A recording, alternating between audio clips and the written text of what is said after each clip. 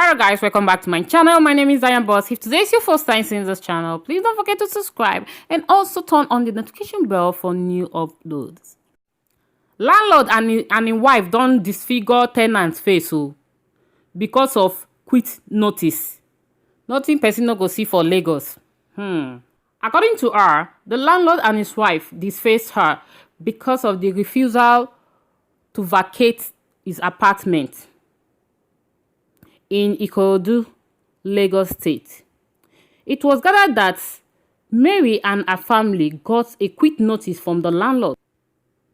As in, they got a quick notice from their landlord and his wife. Barely 1 month of staying in the house. They only stayed for 1 month. And now the landlord gave them quick notice to vacate his property. Like, I really don't understand this landlord. If you know you're not going to rent the house to these people, why do you give it out for rent? Okay? So how can you allow them to park in and within the space of 1 month, you're asking them to vacate your property?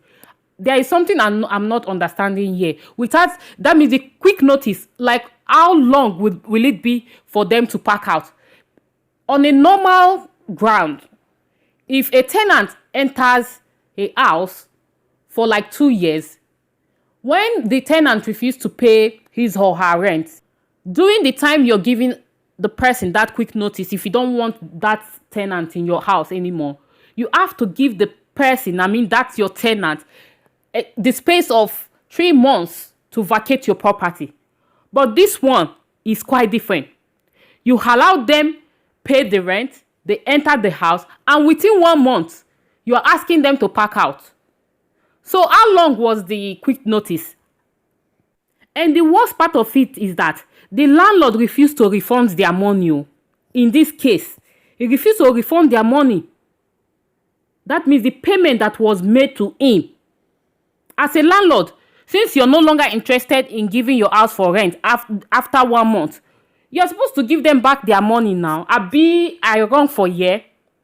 Or you remove your 1 month rent or maybe 2 weeks rent and give them the rest so that they can find other place and lay their head or pay their rent. That is how it's supposed to be done. Well, even as much as the landlord gave them quick notice, they decided to stay put, like just to maybe he's joking or something. Then, according to her, they didn't know the reason why he's asking them to move out of the house. The whole drama started during the lockdown, and they had nowhere else to go. During the lockdown, where do you want to go? Who wants to rent a house for you in that Lagos? Who wants to rent a house for you? Nobody. Because everybody is afraid of what is going on. And the government said that everybody should be indoors. They have to abide to the rules and regulations. Everywhere is on lockdown. So where do you want this family to go to? You shouldn't accept their rent at the first place if you don't want to rent the house to them. After renting that apartment to them, within the space of 1 month, you're asking these people to go and find a house somewhere, or you're giving them quick notice. And inside the lockdown, this doesn't make sense at all. My people, don't mind me. It's quit notice. Quit notice, not quick notice. I'm just saying quick notice as a joke because the landlord was so quick to ask them to pack out. That's why I'm putting it as quick notice. But the main word for it is quit notice, okay? As in, and there are some people that need medical checkup. I think the wife should take him to the nearest psychiatric hospital because maybe he's not sound upstairs. With the way things are going, that man is not sound though. So the best thing is for the wife to take him to the nearest psychiatric hospital because some people are just not normal. This is oh my God. And the worst part of it is that the girl who is the breadwinner of her family was out of work. During the lockdown, so many people, madam or guys had to stop their workers from working because of the spread of the disease. So people were just indoors. No one is working. Do you get? And she said she was out of work and they barely feed. No money to buy food. They barely feed and survive during the lockdown. when the landlord and his wife asked them to vacate the apartment, which they had just rented and moved in. This is very funny. Oh. See, when I say the whites are intelligent than us, people will say, hey, Diana, you've started. How can you be? In fact, not that Africans are not intelligent. Even other African countries are intelligent. It's only my country, Nigeria, that I can see some kind of funny characters. They will now say, Diana, why are you saying all these things to Nigerians? Let me tell you, I'm in Nigeria and I know how our people behave. Once as a Nigeria, you have an opportunity to go outside your country, go to other people's country. See, the way your mindset will change, then you will know that, Nigeria, we really have a poor mentality. In terms of mentality, we are very poor.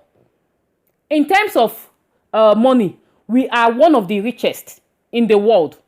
If not for our government that refuse to release our money.